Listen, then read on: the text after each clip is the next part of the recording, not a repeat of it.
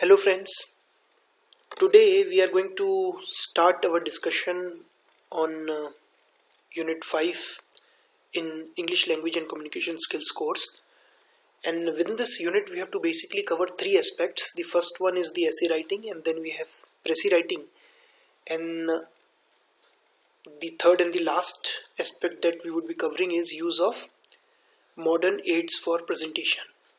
In this session that we'll have today, we'll only be talking about essay writing. You have all been writing essays, so this is not something which is new to you, but I'll be touching upon in very brief some aspects that you have to keep in your mind while you are writing an essay.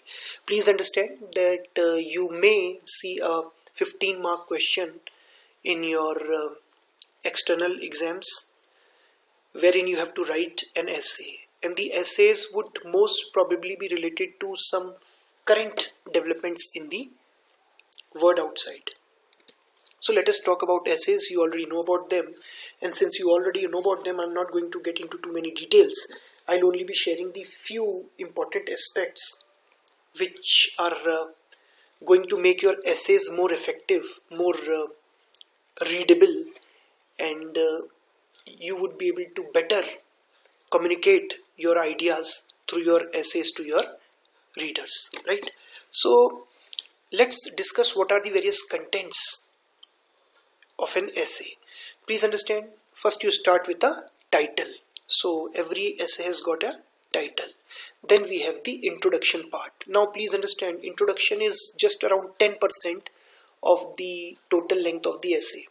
So if you are writing an essay which comprises of 10 paragraphs, then you have to only write the introduction in just one paragraph, or maybe at most 2 paragraphs. So introduction will occupy just 10% of the total length of the essay. Now please understand, as far as the introduction part of your essay is concerned, it should be able to catch the attention of the reader, because if the reader does not like the introduction, he would not probably read through your essay. So if you want him to keep reading your essay, whatever you have written, you need to be able to influence him in the first paragraph, in the introduction that you have given to your essay, because this introduction will ultimately decide whether your reader is going to read your essay or he is going to just leave it midway without reading till the end. Fine. So it should be able to catch readers' attention. We'll be discussing how you can do that later on. Now then you'll have the main body of the essay. Again, it would be somewhere around 80% of the overall length of the essay. So this is that part of the essay wherein you write most of the things. So while introduction will only comprise 10% of the overall length of the essay, the main body will occupy almost 80% of the overall length of the essay, right? And then the last section is the conclusion section, wherein you conclude whatever you have said, you summarize whatever you have said in the preceding paragraphs in the main body. So that is what conclusion is. And again, conclusion, just like introduction, is going to be very short, almost around 10% of the overall length of the essay. Now please understand, when you were in your schools, you were told to write introduction, and when you are writing an introduction, you were asked by your teacher to use introduction as a section heading also, or maybe main body or conclusion as a section heading. So you used to write like this. You used to write the conclusion, and then after that colon, and then you used to write the conclusion. So you used to mention conclusion as the heading of that particular paragraph, right? But this is not something that you'll have to do here. You don't need to specify that your introduction starts here, your main body starts here, or your conclusion starts here. You simply start off with your introduction. So the first paragraph naturally would be introduction. When you are switching to the second paragraph, the reader would assume that now you have shifted to the main body, and the last paragraph, it would be assumed that it is the conclusion. You don't need to provide any heading as such. Is that clear to you? आपको conclusion लिखना नहीं है अलग से, conclusion heading नहीं डालनी है, conclusion लिखना है, conclusion की heading नहीं डालनी है. Is that understood? Now these are the various contents of the essay, and one thing which you have to be considerate of is that when you are writing the conclusion, it should be written in a manner that makes the reader yearn for more. It should be written in such a manner that makes the reader feel that had you written a little more, he would have read even that portion also. So it should be that attractive. So this should be your objective while you are writing your conclusion. Fine. Now let's talk about some of the tips that I would want to share with you so that you can write a good, attractive, readable, well-written essay. So to be able to attract the attention of the reader, specifically in the introductory part, it could be the main body also, it could be the conclusion also, but specifically in the introduction part, you have to use quotations or proverbs. I hope you know what quotations are. We have discussed this when I was discussing the punctuation symbols also. So you can make use of quotations. जहाँ चाह वहाँ राह. This is an example of a quotation. Proverb, मुहावरे कहावतें.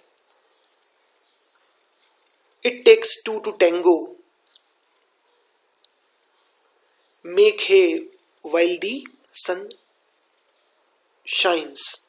बहती गंगा में हाथ धोना. This is what it means actually. So these are proverbs. So you can make use of these proverbs to make your essay more attractive. You can narrate various stories just to ensure that the reader is attending to what you have written. So you can make your essay more interesting, a more easy read by including stories, by including interesting facts. And when you are putting in interesting facts, you can put them in interrogative. Do you know that there are billions of hair on the human head? Now I have put this interesting fact in an interrogative, in the form of an interrogative sentence. Now this would appeal to my reader.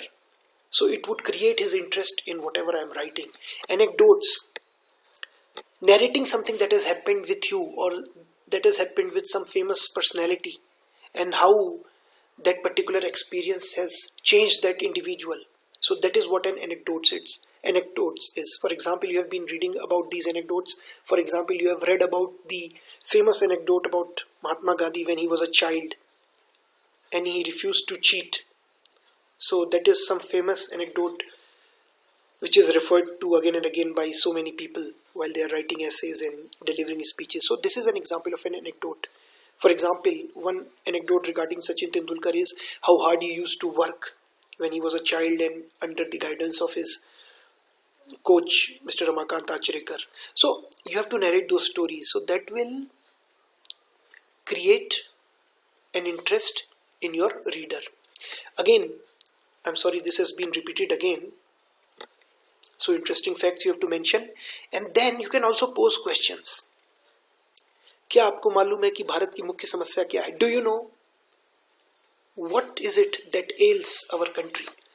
Rather than saying it in a very plain manner that it is the problem of overpopulation that ails our country, or it is the problem of bad infrastructure that ails our country, we are putting it in a interrogative sentence, just like I mentioned a little while ago also. So you can use questions. Fine. Now this is something that you have to specifically use. These devices have to be specifically used in introductions. However, you can also use them in main body and conclusion. You can write dohas, couplets, Kabir Das, Raidas. These dohas you can write, or maybe you can write 3 or 4 lines of poems from some very good poem. However, whatever you use, you have to ensure that this material is relevant to the title of your essay. Otherwise, it's going to be of no use. So whatever you are using, it has to be relevant to what you are writing in your essay. Fine. Then please also understand, I told you that you have to write your essay and you have to break your essay in different paragraphs. The moment you are changing the topic, you have to switch to another paragraphs. Don't keep writing in the same paragraph. So you have one introduction and then you switch to another paragraph. Then within this part, which basically is main body, you will have 7-8 different paragraphs. You could have 3 to 4 different paragraphs. So for example, if you are talking about the various problems that India is facing. So in one paragraph you can talk about overpopulation, in second paragraph then you can talk about bad health infrastructure, in third paragraph you can talk about illiteracy, for example. So whenever you are changing your subject, whenever there is a slight change in the subject, you have to change the paragraph, right? So this is how you are going to write your main body. Don't write one long paragraph. This is one problem with most of the submissions by the students. They write just one main paragraph, just one main body paragraph, but that is not how you have to write it. You have to break it down into small paragraphs. Fine.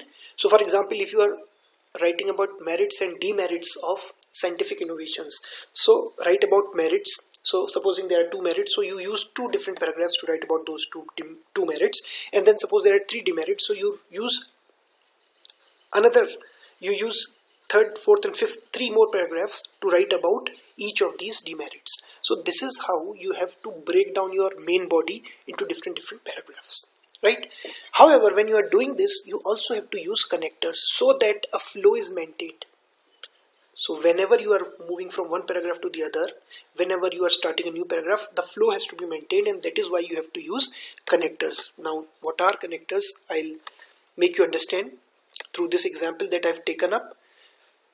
Now, please have a look. Now, this is paragraph number 1, and this is paragraph number 2, and this is paragraph number 3, right?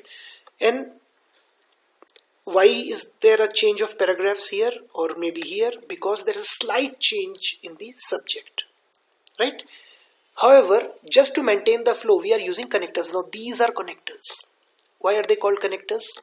Because this word "because" is basically connecting this paragraph to this paragraph. Why so? ऐसा क्यों होता है? इसलिए कि because. So basically this is a connector which is basically connecting these 2 paragraphs. So though there are 2 different paragraphs, but the reader gets this understanding that basically they are connected. So you have to use such connectors. Again, here have a look at this further. What do we mean by further? इसके अलावा.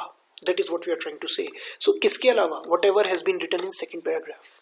So apart from whatever has been written in the second paragraph, this is another factor. So that is why we are writing further. इसके अलावा.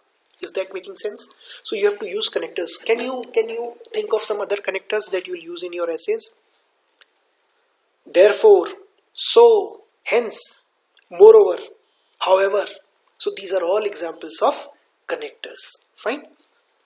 Now, can you identify something else that I have done in this particular example, just to ensure that the reader is interested in what I am trying to say? Have a look at this thing. What are they trying to do here? What am I trying to do here? Can you understand? I have made use of a question, right? Do you know that this and why so? So I have made use of a question, and I have made use of a very interesting fact. Only 24% of engineering and management graduates in our country are actually employable. So this is a very, very interesting fact, right? So I have made use of an interesting fact as well as of a question, right?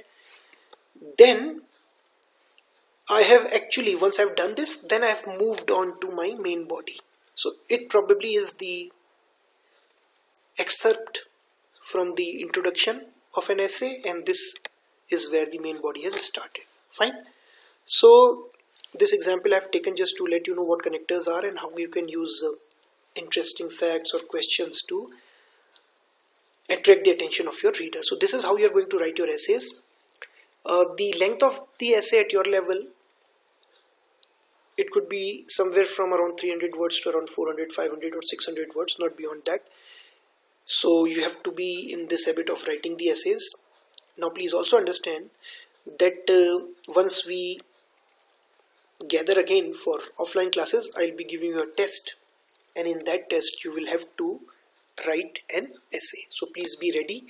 Keep reading some good essays written by some very good authors, so that you may get this sense of how to write a good essay. So you may get this understanding of how to write a good essay, right? So in the next session that we'll have, we'll talk about precis writing. Till then, thank you very much.